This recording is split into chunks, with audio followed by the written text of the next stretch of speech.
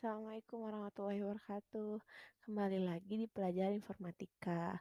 Kali ini kita akan mempelajari tentang komputer lagi. Tapi sebelumnya kita mempelajari tentang perangkat keras, sekarang kita mempelajari tentang perangkat lunak. Perangkat lunak merupakan data elektronik yang disimpan sedemikian rupa oleh komputer itu sendiri. Data yang disimpan ini dapat berupa program atau instruksi yang akan dijalankan oleh perintah maupun catatan-catatan yang diperlukan oleh komputer untuk menjalankan perintah yang dijalankannya. Yang sebelumnya kita pelajari tentang hardware yaitu komponen fisik dari komputer yang dapat disentuh atau dipindahkan. Nah, sedangkan software itu program yang berjalan di perangkat keras tersebut. Perangkat lunak memungkinkan perangkat keras berfungsi dan pengguna melakukan tugas. Fungsi perangkat lunak itu apa? Yang pertama, memproses data, perintah, atau instruksi khusus agar pengguna dapat mengoperasikan komputernya sesuai dengan hasil informasi yang diinginkan. Yang kedua, sarana interaksi yang menghubungkan pengguna dengan perangkat kerasnya. Yang ketiga, mengidentifikasi suatu program yang ada di sebuah komputer. Yang keempat, menyediakan fungsi dasar dari sebuah perangkat keras agar dapat dioperasikan, seperti ketersediaan sistem operasi pada komputer.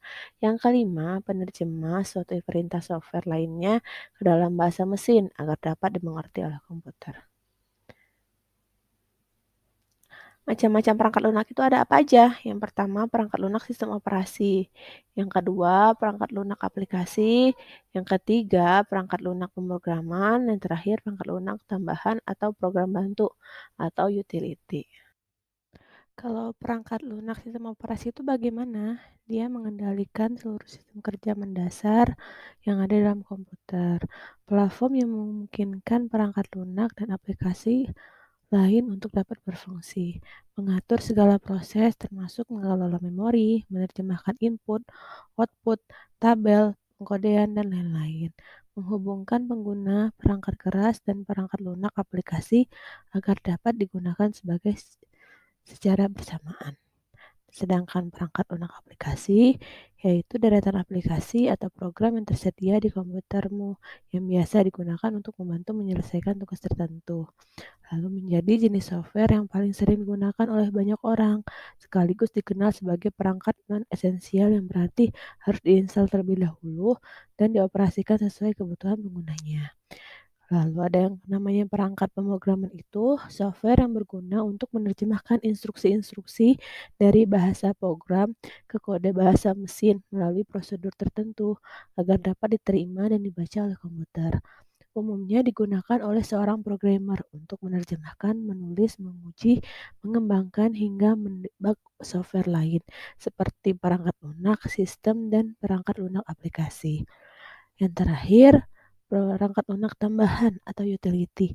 Itu aplikasi yang berguna untuk membantu pengolahan komputer seperti mengkompres file, melindungi sistem, memformat disket, mengcopy data, mengatur hard disk, dan lain-lain. Nah, jadi intinya software itu, perangkat lunak menjadi sesuatu yang paling penting dalam kehidupan sehari-hari, terutama dalam meningkatkan produktivitas bekerja. Apa aja sih contohnya yang tadi? Sistem operasi itu contohnya ada Windows, ada Linux, ada Mac OS, ada Windows Phone, ada Android, dan ada iOS.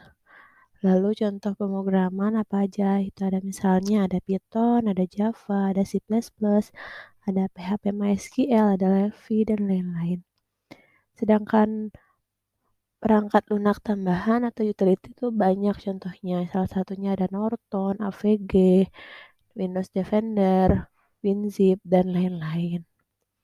Satu lagi, perangkat lunak aplikasi yang banyak kita pakai. Salah satunya contohnya ada yang namanya Photoshop, Chrome, Skype, Excel, Facebook, TikTok, dan banyak lagi perangkat lunak yang lain. Begitu.